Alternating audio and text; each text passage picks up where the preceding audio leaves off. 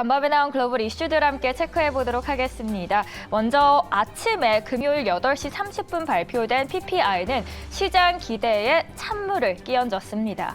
미국 시장은 오후 3시 반부터 보합선에서 머물렀다가 장 막판에 30분간 매도세가 쏟아지면서 보시는 것처럼 그래프에서 주요 지수가 급락을 했습니다. PPI로 인해 CPI도 높게 나올 수 있다는 불안감이 더 커졌기 때문인데요.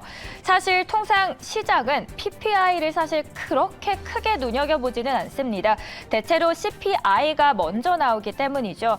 그런데 특이하게 이번 달에는 PPI가 먼저 나왔고 시장의 주목을 받았습니다. 그러면 이번 발표로 투자은행들과 외신들의 반응은 어땠을지부터 살펴보도록 하죠. 먼저 모건 스탠리부터 보도록 하겠습니다. 인플레이션이 경직적이고 정상화되기까지 시간이 얼마나 오래 걸릴 것인지 다시 한번 상기시켜줬다라고 이야기합니다. 그리고 라스무센 전 나토 사무장관은 PPI는 데이터는 FOMC를 앞두고 페드에게 큰 안정감을 주지 못했고 11월 CPI도 예상 밖의 상승 가능성이 나타날 수 있다라고 이야기합니다. 마지막으로 CNBC에서도 이야기를 했는데요. 페드에서 인플레이션을 잡는 건 마치 계란을 뒤집듯 휙하고 간단하게 뒤집어지는 게 아니라 매우 복잡한 과정이 될 것이다라고 말씀했습니다. 한편 여기에 대해서 그렇게까지 불안해할 이유는 없다라는 시각도 있습니다. 이번 발표된 PPI를 자세히 들어가 보도록 하겠습니다. 먼저 PPI가 왜 올랐는지부터 자세히 살펴보는 CNN의 기사인데요. PPI가 예상보다 높았던 가장 큰 이유는 서비스 물가가 전달보다 0.4%나 올랐던 탓입니다. 여기서 말하는 서비스 물가는 증권 중개 그리고 거래, 투자 자문 등의 관련 서비스 물가인데요.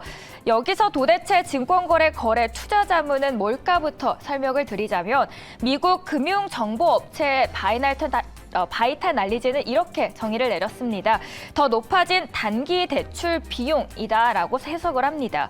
즉 정리를 해드리자면 시중 금리 상승으로 인해서 단기 이자율이 올라간 탓에 PPI는 예상만큼 떨어지지 않았던 것이고 이는 즉 다시 해석을 하자면 공급망 등에 뭔가 새로운 문제가 생기거나 하지는 않을 것이다라고 이야기를 하는 겁니다.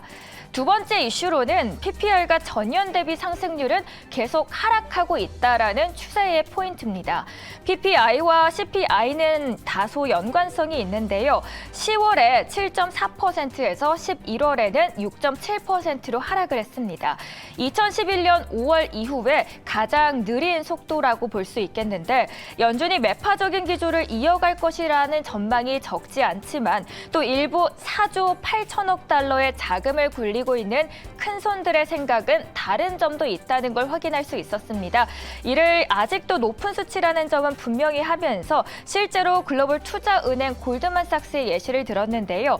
현재 투자자들은 공업과 원재료, 에너지 등 경기의 영향에 민감한 분야의 비중을 평소보다 늘리는 모습을 확인할 수 있었습니다. CPI가 이번 주기에 이미 정점을 찍었다는 주장이 더 강화됐고 단기적으로 계속해서 상승률은 낮아질 것이다라는 분석입니다. 그리고 외신에서는 PPI가 예상보다 높게 나오긴 했지만 페드는 결국 11월 CPI를 보고 판단을 할 것이다라는 마인드인데 따라서 오늘 예상보다 뜨거운 보고서가 다음 주 75bp 인상을 고수하도록 밀어붙일 가능성은 작다라고 주장을 했습니다. 마지막으로 PPI가 같은 날 발표된 물가 지표가 하나 더 있었습니다. 바로 오전 8시쯤에 나왔던 미시간대 소비자 태도 지수인데요. 단기 12개월의 인플레이션 기대치가 지난 1년 동안 가장 낮은 수치를 보였습니다. 휘발유 가격이 하락했기 때문인데 CNBC에 따르면 그리고 로이터에 따르면 뜨거운 PPI 보고서는 인플레이션 기대치가 빠르게 하락하고 있음을 보여준 미시간대 보고서에 의해서 반박되고 있다라고 설명을 합니다. 이런 요인들 때문인지 예상을 상회한 PPI에서도 페드워치에서 그 시장에서의 최종 금리 예상은 거의 제자리 걸음이라고 하면서 5% 아래로 머물렀습니다.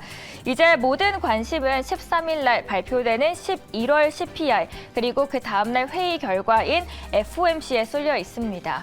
다음 주에는 사실 유럽 중앙은행과 영국 중앙은행 그리고 스위스의 중앙은행도 통화 정책 회의 결과를 발표하게 되는데요. 이 세 곳 모두 예상되는 인상은 50bp입니다. 산타랠리가 올 겨울에 또 찾아올 수 있을지 계속해서 지켜보시면 좋겠습니다. 이어서는 장 마감 상황 함께 보고 넘어오시죠.